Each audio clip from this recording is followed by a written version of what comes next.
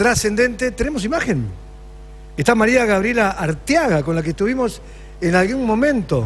Mirá qué bien. Periodista chilena, ¿te acordás que estuvo con nosotros? Con el tema de cuando se dio la revuelta, porque esta historia arranca así. En el 2019 se produce una revuelta muy fuerte por parte de la juventud y de otros grupos. Esto después concluye, al año 2020 se hace una votación que por casi un 80% logra definir que tendría que haber una nueva constitución. En el 2021 hay elecciones y se produce un cambio de color político, y entonces queda todo para este 2022. La verdad que los chilenos entre 2019, 20, 21 y 22 vienen de 4 años muy, muy fuertes. Pero cuando todo se daba o se encauzaba, pasaron cosas en el medio con algunos constituyentes que fueron elegidos. Yo traté de leer lo más posible, pero ¿para qué? Si está María Gabriela, en ese sentido vamos a escucharla a ella, porque puntualmente se revirtió todo. Y lo que parecía el apruebo, salió el rechazo. Entonces uno dice, pero ¿cómo? ¿En qué estado estamos? María Gabriela, qué bueno escucharte y verte de nuevo. Hace ya como un par de años que no teníamos y recurrimos a vos porque aquello fue un informe estupendo. No sé si estábamos haciendo televisión. No estábamos haciendo televisión en aquel momento. Pará, te vamos a sorprender. No. ¿Con esto? No. Estábamos haciéndolo breve. Estábamos en el otro lugar. ¿Podemos poner pantalla completa para que nos vea? Y colocar a lo mejor el puente colgante, así ve nuestro ícono, que sería como nuestro lugar que se hizo popular en Santa Fe. Yo me voy parando un segundito. Estamos con el estudio mayor completo, haciendo una experiencia de radio y televisión, para que sepa María Gabriela. Y por supuesto, la idea es mostrarte, ya te vamos a colocar ahora, para que vea que vamos creciendo, vamos avanzando de a poquito. Acá ya los chicos van a colocar detrás mío en las pantallas, una pantalla envolvente, lo que es este sector maravilloso. Mirá lo que es, ahí está, ahí nos ves. Tenemos el dron que muestra todo lo que es la laguna, nuestros puentes, es la zona en este momento de cómo se está moviendo en este instante la ciudad, el vértigo de este momento. Bueno, ya te vendimos el producto, buenos días, ¿cómo estás? ¿Cómo va? Muy buenos días, Luis, a ti, a toda la audiencia, por supuesto, de Radio Santa Fe. Un gran gusto volver a estar con ustedes. Claro que sí, estuvimos conversando cuando la revuelta social de octubre de 2019, y si mal no recuerdo, también estuvimos cuando las elecciones presidenciales. Sí. Así que acá de nuevo un gustazo compartir con ustedes. Las dos cuestiones. Y también, Gabriela, con el tema del COVID, el 20 de mayo del 2020 hablamos. Así que prácticamente también, le estamos debiendo 3 sueldos. Más o menos. 3 sueldos le debemos. La revuelta, el tema del COVID y las elecciones. ¿Y este cuarto quién lo paga? 4 sueldos. Bueno, María Gabriela, no sé si hice bien una especie de corrimiento histórico de lo que fue pasando 2019, 20, 21, 22, y con el agregado de que algunas cuestiones con los constituyentes no cayeron muy bien en la sociedad. ¿Y lo de ayer fue sorpresa o no? Mira, no fue, sí hubo sorpresa, sin duda alguna. La mayor sorpresa estuvo en la diferencia de la votación. Nadie pensó nunca que iba a ser un 62-37, un 63-37. Eso no estuvo en ninguna consideración previa. Ahora, estuvimos pasando por meses muy convulsos. En un primer momento se decía que ganaba el apruebo, en otro momento llegó a subir el rechazo, volvía a bajar y estuvimos bien pendulares. Llegó el día de la elección y la gran incógnita estaba en quiénes iban a ser los votantes nuevos que iban a hacer, si es que iban a poder cambiar por completo el panorama. Y lo fue. Recuerden que esta votación es la primera en mucho tiempo en que el voto era obligatorio. Y entonces daba la pregunta: esos que iban a salir a votar, que no lo estaban haciendo antes porque no era obligatorio, ¿votarían por el rechazo o por el apruebo? Y se decía que iban a ser tanto los jóvenes que iban a acudir a las urnas, que iba a ganar el apruebo sí o sí, porque esos que están pidiendo las demandas sociales, que fueron los que estuvieron involucrados en el estallido del 2019 y que son los que han estado apoyando a la izquierda, no iban a votar por el rechazo. Pero en la contraposición teníamos alrededor de 1,5 millones de nuevos votantes extranjeros que ya después de cumplido los 5 años en el país tienen la posibilidad de acudir a las urnas. Y esos votantes extranjeros, la mayoría venezolanos, vienen marcados durísimo por todo lo que se vivió en su país después de la Asamblea Constituyente. Entonces decíamos, ¿serán ellos los que van a darle la vuelta a esta torta? Los jóvenes contra los extranjeros, ¿qué íbamos a lograr que pasara? Se pensaba, las encuestas apuntaban a que ganaría el rechazo, pero pensábamos que iba a ser mucho menor la diferencia, que iba a ser de hecho voto a voto, y esto iba a estar peleado voto a voto. Sorprendió que a las 7 de la tarde ganaba el apruebo en el extranjero y en la región de Magallanes. A las 7:20, 7:15, 7:20, todo se había dado vuelta, ni siquiera en la región de Magallanes, de donde es oriundo el presidente Boric, estaba ganando el apruebo. Así que, por supuesto, súper sorpresivo el resultado final. Además, una votación histórica, alrededor de 13 millones de personas que acudieron a las urnas en el día de ayer, de un padrón electoral de alrededor de 15 millones. Esto se traduce en un 85-88% de asistencia, así que una jornada masiva, se superan los resultados súper tempranos, y de ahí en adelante, por supuesto, todo el análisis que ha venido dándose en las horas siguientes, ¿no? Sobre qué es lo que se va a venir, qué es lo que va a hacer el gobierno, muchísimo llamado al diálogo, a la unión, por supuesto a la concertación, porque sin duda alguna un duro golpe para el presidente de Chile. Bueno, ahí está. Primero te voy a mostrar una foto, que la busqué ayer, la tenía guardada y dije, no puede ser. Esto es 2019, le cuento a la gente que no lo ve, vos me vas a decir en qué parte de Santiago, pero era una multitud. Debe haber habido pocas concentraciones tan masivas como esta, donde salió la gente a protestar, a hacerse sentir, que es donde nació la historia para que se buscara el cambio de la Constitución. ¿Recordás esta foto? ¿En qué lugar es? Claro que sí, eso es en pleno centro de Santiago, en lo que se llama hoy en día la Plaza Dignidad. Antes se llamaba la Plaza Baquedano, queda en todo el centro, en la arteria principal. Esto justo ahí puedes ver el río Mapocho, que atraviesa toda la ciudad, hacia el lado derecho, que hay un puentecito, esa es la parte de Bellavista. Y allí, en ese momento, si mal no recuerdo, se agruparon, las cuentas iban por alrededor de 1 millón de personas en las calles. Y eso fue justo en el momento del estallido social, marcha por las mujeres, ahí hubo muchísimas concentraciones. Y en ese punto neurálgico, el día de ayer se estaba convocando a una celebración, por supuesto, si ganaba el apruebo, y quedaron, por supuesto, con caras súper largas, porque no se pudo llevar a cabo esta celebración. Las tarimas que habían sido dispuestas, pues tuvieron obviamente que bajarlas. Hubo unos pequeños enfrentamientos, pero no pasó a mayores. De verdad fue una jornada súper pacífica, súper concertada, como les digo, con muchísimo llamado al diálogo de ambas partes, nuevos actores políticos que están surgiendo desde la oposición, y pues ahora viene un reordenamiento del gobierno. Quiero explicar que cuando decimos la nueva Constitución, porque la gente por ahí no lo comprende, la Constitución que rige los destinos del país es la misma de Pinochet. Claro. Está claro, es así. Así es, de 1980.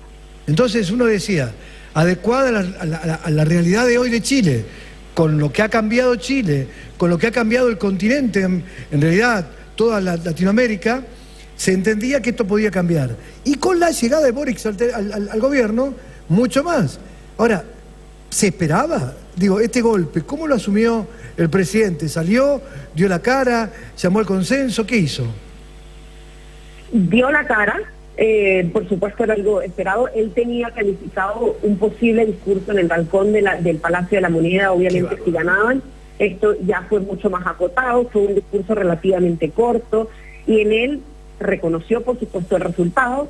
Él hizo un llamado, como les dije, a la unidad, al diálogo. Para esta tarde están convocados todos los partidos políticos, todo el espectro político, a una reunión para ver cómo trabajar ese proceso que viene hacia adelante, porque él quedó claro desde antes que si esta Constitución no era aprobada, iban a impulsar un nuevo proceso constituyente. ¿Por qué? Porque esto fue lo que fue elegido, ¿no? En su momento, en el plebiscito de entrada, se eligió cambiar la Constitución. Entonces, si eso fue así, hay que buscar la forma. Y se viene este segundo proceso electoral. El presidente llamó entonces a trabajar en función de esto, y a partir ya de hoy, como les digo, reunión esta tarde y se dice que posiblemente cambio de gabinete mañana o el miércoles. Él lo anunció en ese discurso de anoche donde reconocía los resultados, y están trabajando sin duda alguna en eso, porque es un duro golpe sin duda para el gobierno, para toda su administración, y bueno, esa alianza y ese link que tiene el gobierno con el apruebo fue parte de su campaña política para llegar a la presidencia, y pues no lograrlo obviamente sería marcar su gobierno como un gran fracaso. ¿Y cuál es la razón que vos entendés? ¿Dónde está la situación que hizo que virara, que cambiara, que se diera este número tan diferente al pensado? A ver, uno piensa que ya había una tarima, que ya había un escenario para poder festejar, que iba a salir al balcón, con lo que significaba para un presidente recién asumido, porque hace meses nada más que asumió, y llegar a esta realidad cuesta un poco asimilar el golpe. ¿Cuál fue el punto? Esto que te marcaba de algunos constituyentes, que algunas cosas no le hicieron nada bien.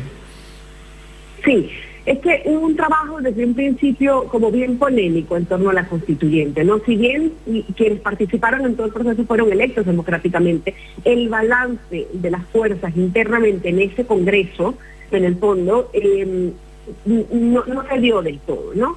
Y el trabajo que hubo fue muy criticado al respecto de exactamente en qué estaban poniendo las fichas. Lo que más sonaba, el mayor ruido que se hizo, es que habían medidas muy drásticas. Por ejemplo, el impuesto a la minería.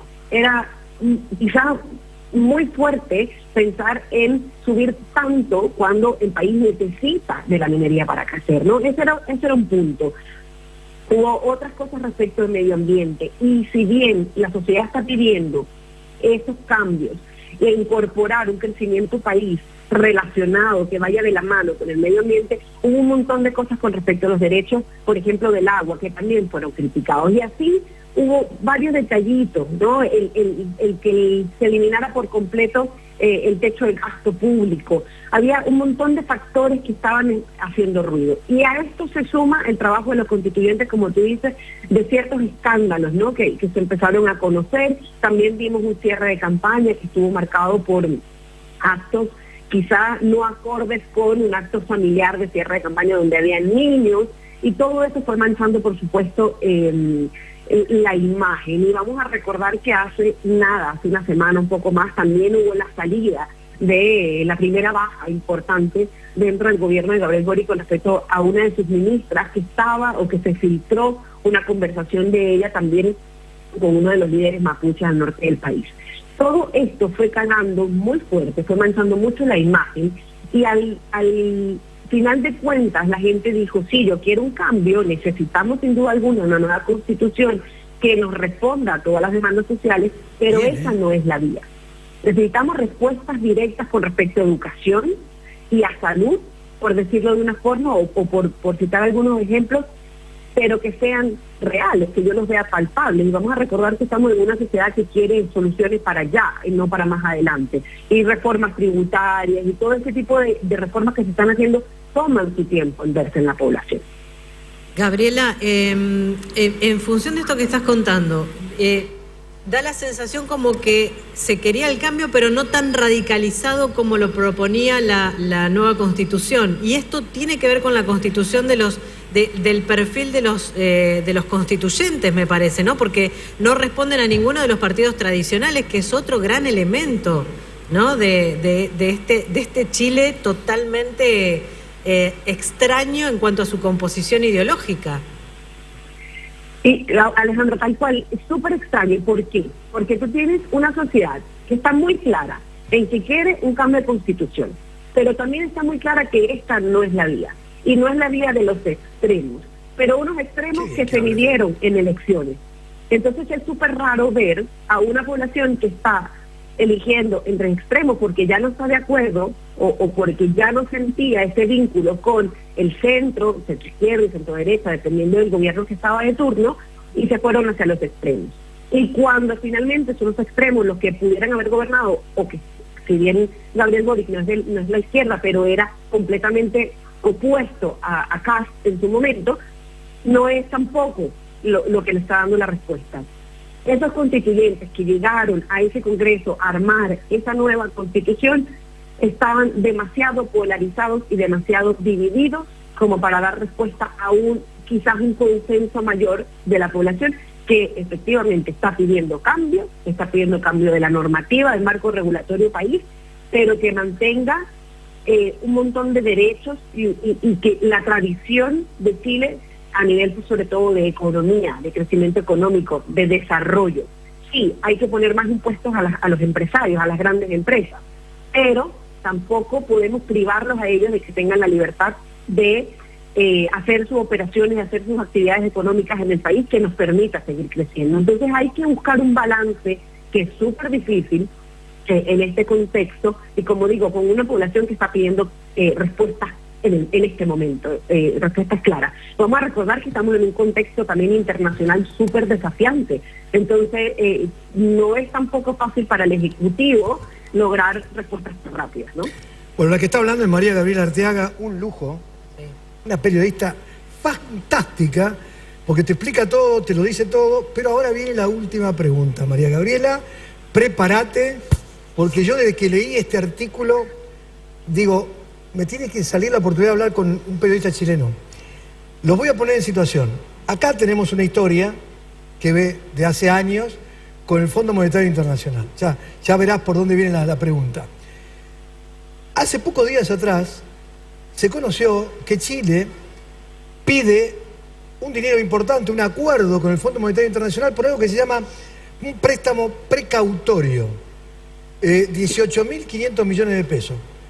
Te digo, no sé cómo lo habrán tomado los chilenos, tus compañeros de vida, pero pensar que el FMI a un gobierno como de Boric le está prestando 18.500 millones de dólares, perdón, no pesos, dólares, parece hasta utópico. Parece, a ver, a un gobierno como el de Macri, que es de la derecha, se sobreentiende que se le podía pensar que iba a llegar, pero a este gobierno totalmente distinto. A ver, el primer país que visitó por la cercanía en pensamientos, el presidente de Chile fue a Argentina. Y creo que entre Fernández y Macri, no estoy diciendo que uno es mejor y otro es peor, nada que ver, yo no alimento la grieta, pero la mirada de cada uno es totalmente distinta. Entonces uno dice, ¿cómo es este préstamo? Si es un stand-by, si es un precautorio, ¿para qué? ¿Para qué? ¿Cómo se compara el caso nuestro con el de ustedes? Es decir, ¿para qué pidió 18.500 millones de dólares Chile? Si bien hay esa gran diferencia, como tú dices, entre el expresidente Macri y Boric, ¿no? Entre todas las ideas y a nivel país. Vamos a pensar que quien está de titular de Hacienda, del ministro de Hacienda, es Mario Marcel, un reconocidísimo economista que no es tan de izquierda, ¿ok? Bien pragmático y conservador. Ahora, este acuerdo es para ocasiones extremas, por decirlo de una forma, ¿no? Esta medida precautoria. Son 18.500 millones que ya eran parte de un acuerdo que habían pedido anteriormente. Lo que hicieron fue elevar el monto. ¿Para qué? El gobierno preparándose para una eventual fuga de capitales. ¿Por qué? Porque si ganaba la prueba, sin duda alguna, la gente iba a empezar a sacar el dinero del país. Entonces, ¿qué estaba previendo el presidente Boric y su gobierno? Que efectivamente tuviesen la posibilidad de responder a esta fuga de capitales para poder seguir manejando la economía. Esto, dentro de todo, hasta el momento no ha pasado.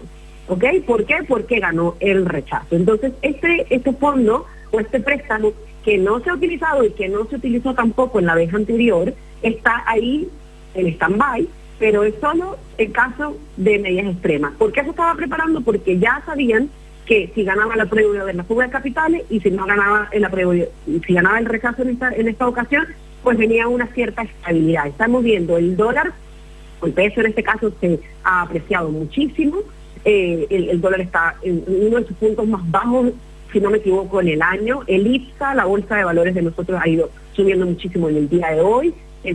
Todos estos factores están respondiendo positivamente y de hecho internacionalmente con quienes yo estaba hablando el día de hoy han visto este resultado de forma positiva. ¿Por qué positiva? Porque permite rebalancear las fuerzas, forzar al gobierno de izquierda a irse un poco más al centro, a darle cabida a esos partidos o a esas figuras políticas un poco más de centro, que permitan pensar en cómo dar las respuestas que están pidiendo, pero de una forma en que podamos mantener un crecimiento que necesitamos, considerando todo el ambiente interno y externo. Entonces, como te digo, te repito, este fondo se diferencia en eso, que hasta el momento no se va a tocar, no se tocó anteriormente, que solo sí empieza a darse una fuga de capitales porque la gente no confíe en este gobierno. Entonces, todo está puesto, vamos a decirlo así, la pelota está puesta en manos del presidente Boric y las señales que él dé de ahora en adelante.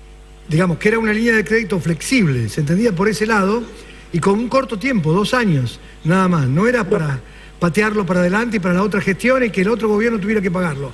¿Te das cuenta cómo se trabaja cuando se quiere? Terminamos de escuchar algo que es similar a lo de Uruguay. En Uruguay está el dólar en el punto más bajo de la historia.